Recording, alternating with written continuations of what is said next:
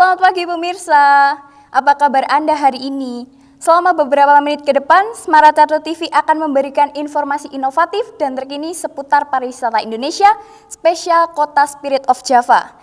Bersama saya Ave Maria, inilah spesial segmen Wisata Surakarta.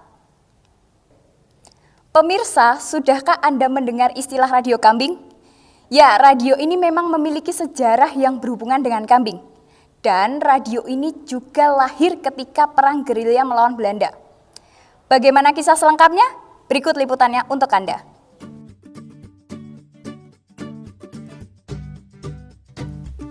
Berjarak sekitar 3 km dari Balai Kota Solo, Monumen Pers ini terletak di Jalan Gajah Mada, tepatnya di depan rumah dinas Wakil Wali Kota Solo. Di tempat inilah sebuah organisasi pers nasional bernama PWI atau Persatuan Wartawan Indonesia didirikan. Saudara, sekarang saya sudah berada di dalam gedung Monumen Pers. Dan bagi Anda yang berminat untuk kesini, Anda diharuskan reservasi terlebih dahulu dan mengisi form buku tamu. Gedung ini didirikan pada tahun 1918. Sebelum menjadi Monumen Pers, gedung ini dulu dipakai oleh kerajaan untuk ruang pertemuan keluarga.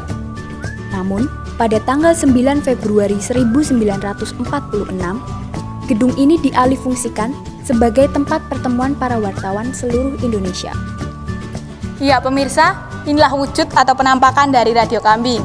Disebut radio kambing karena dulu pada waktu Perang Gerilya dengan Belanda, alat pemancar radio ini disembunyikan di kandang kambing.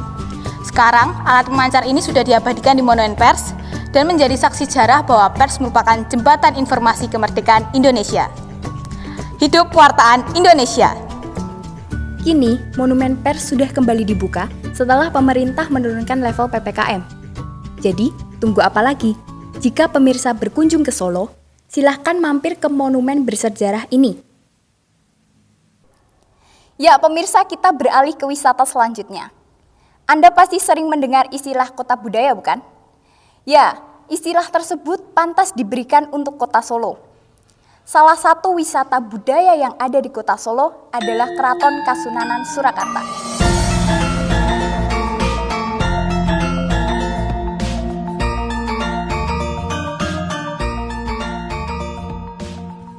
Bangunan yang didirikan tahun 1744 oleh Sunan Pakubuwono II kini menjadi tempat wisata yang tak kalah menarik untuk dikunjungi. Selain para wisatawan berwisata di sini, para wisatawan juga bisa mendapatkan ilmu tentang Kasunanan Solo ini. Jika para wisatawan berminat, Anda bisa mengulik-ngulik lebih dalam tentang Keraton Kasunanan. Anda bisa membeli tiket di loket sebelah timur keraton. Dibanderol dengan harga yang cukup terjangkau, mulai dari Rp10.000 hingga Rp15.000.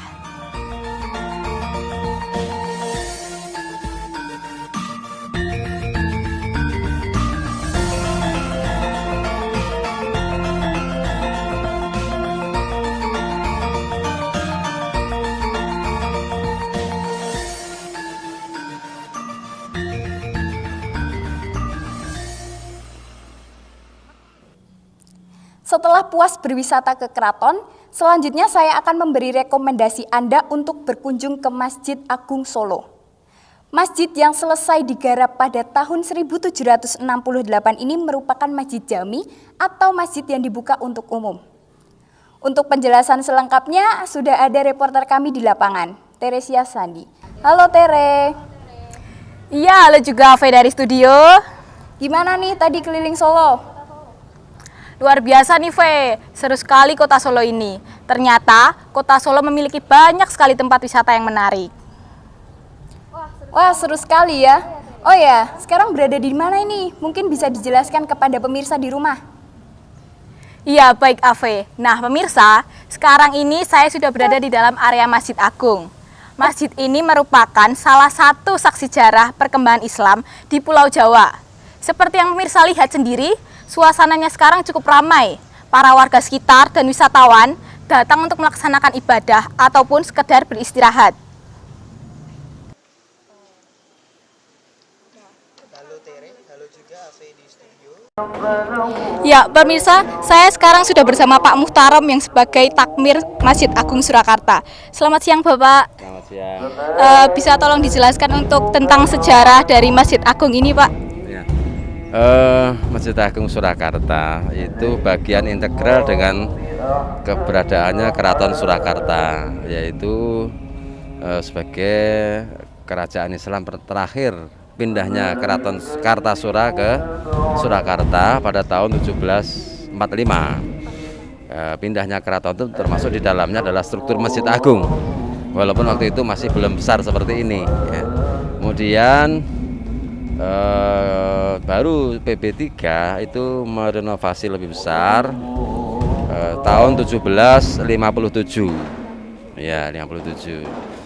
Setelah perjanjian Giyanti, perjanjian Salatiga, kondisi perpolitikan kerajaan sudah mulai stabil, baru PB3 membangun Masjid Agung lebih besar pada tahun 1757.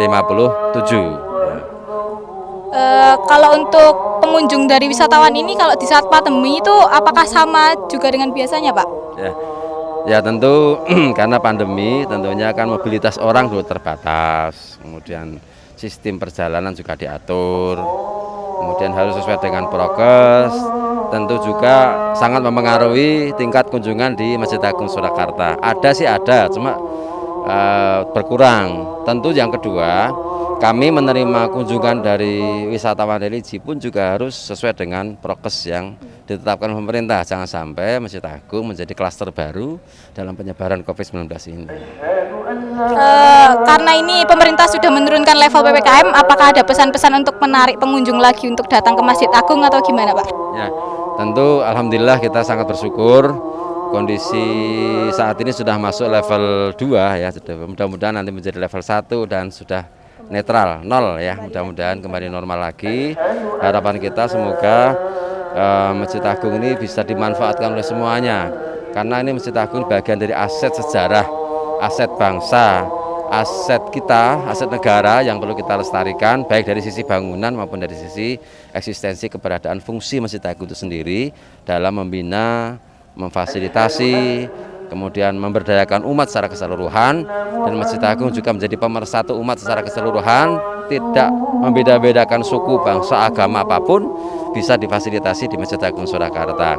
Nah ini harapan kita ke depan mudah-mudahan bisa normal, dan sebelum normal tentu kita berharap sekali kepada masyarakat, mari kita bersama dengan pemerintah jaga kesehatan, jangan walaupun sudah level 2 jangan sampai kita lupa diri, euforia, tetap kita harus menerapkan pola hidup baru, hidup yang lebih sehat, sehingga penyebaran COVID ini bisa segera tuntas dan semua kegiatan kita, semua lini kehidupan kita bisa normal kembali, baik dalam bidang ekonomi, keagamaan, politik, budaya, pendidikan itu bisa normal kembali.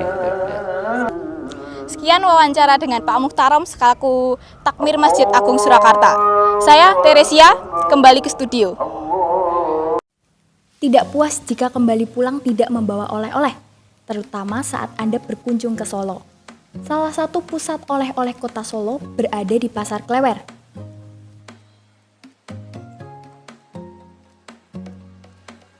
Pasar yang terletak tepat di depan Masjid Agung ini menyediakan banyak sekali macam buah tangan.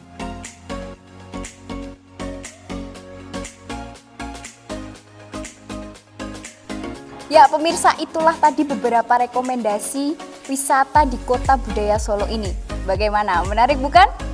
Sekian berita seputar pariwisata Surakarta. Saya Ave Maria mewakili seluruh rekan kerja yang bertugas mohon undur diri. Selamat beraktivitas, tetap patuhi protokol kesehatan dan sampai jumpa.